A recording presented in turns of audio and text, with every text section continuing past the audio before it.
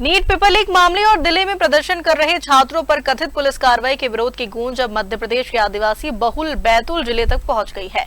जय आदिवासी युवा शक्ति और विभिन्न छात्र एवं सामाजिक संगठनों के नेतृत्व में छात्र क्रमिक भूख हड़ताल पर बैठ गए हैं। प्रदर्शनकारियों ने केंद्रीय शिक्षा मंत्री धर्मेंद्र प्रधान के इस्तीफे की मांग करते हुए पेपर लीक के दोषियों पर सख्त कार्रवाई की मांग उठाई है।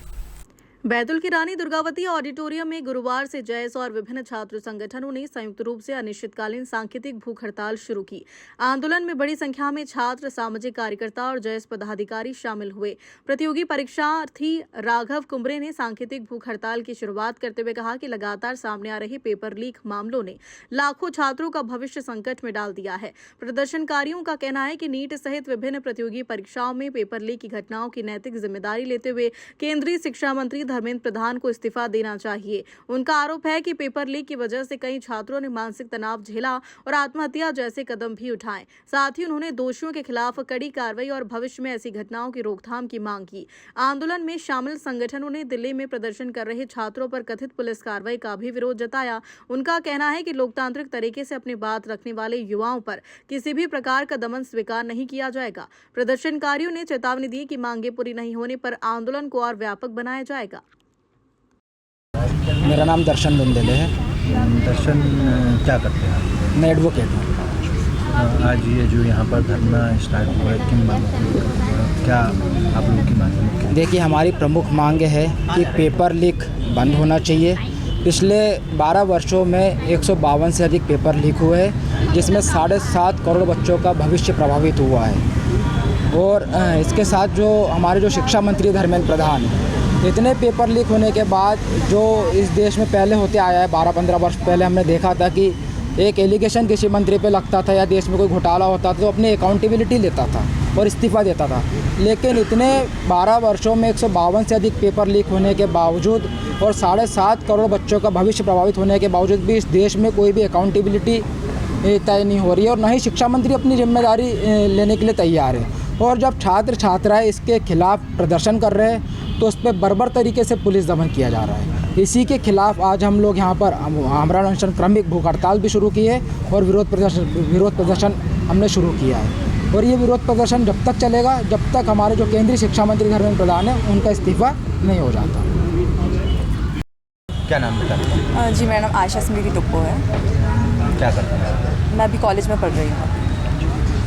आप आज यहाँ बैठे हैं, आप क्या मांगे हैं आपकी और क्या लग रहा है जो दिल्ली में जो चल रहा है, जो बातें सामने आ रही सोशल मीडिया के जरिए, क्या लग रहा है? क्या सरकार आपके साथ में सही कर रही है या स्टूडेंट्स के साथ में जो हो रहा है ये कहाँ तक सही है? सबसे पहले हमारी मांगे यही है कि गवर्नमेंट जो है अकाउंटेबिलिटी ले, क्योंकि उससे ज़्यादा मुझे नहीं लगता स्टूडेंट्स ने कुछ भी मांगा है।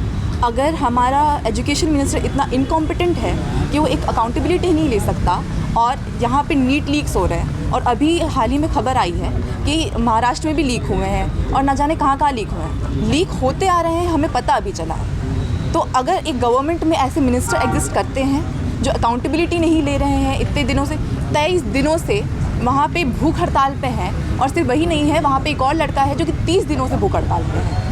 उनको मारा पीटा जा रहा है और पुलिस की इतनी ब्रुटैलिटी दिखाई जा रही है। अगर हमारे से जो मांगे हैं हमारी, अगर आप वो पूरी नहीं कर सकते तो आप रिज़ाइन कर दीजिए। अगर आपके अंदर इतनी हिम्मत नहीं है कि आप लोगों को एक बार उनके साथ बैठ के बात करें। अभी हाल ही में एक और ट्वीट किया है धर्मेंद्र प्रधान ने कि राहुल गांधी ने जो ब्रुटैलिटी जो की थी पुलिस ने स्टूडेंट्स के ऊपर, उसके ऊपर राहुल गांधी ने बैठ के धरना किया था पार्लियामेंट के बाहर में, PM हाउस के बाहर में। तो उसके ऊपर धर्मेंद्र प्रधान ने ट्वीट किया।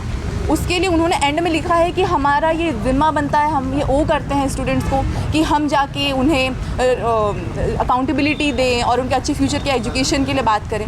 पर वो सिर्फ ट्वीट हुआ है, उसके बारे में ना ही उन्होंने वहाँ पे आके बात करी, ना ही सोनम वांगचुक के बारे में बात करी। वो वहाँ पे पीसफुली प्रोटेस्ट कर रहे हैं, हंगर स्ट्राइक पे बैठे हैं, भूख हड़ताल पे बैठे हैं वो, और वहाँ पे उनको इतना नहीं जिम्मा आया कि वहाँ पे आके बात करें, पर पुलिस को भेज के, सिविल ड्रेस में पुलिस को भेज के उन्होंने वहाँ पे उनको उठा लिया।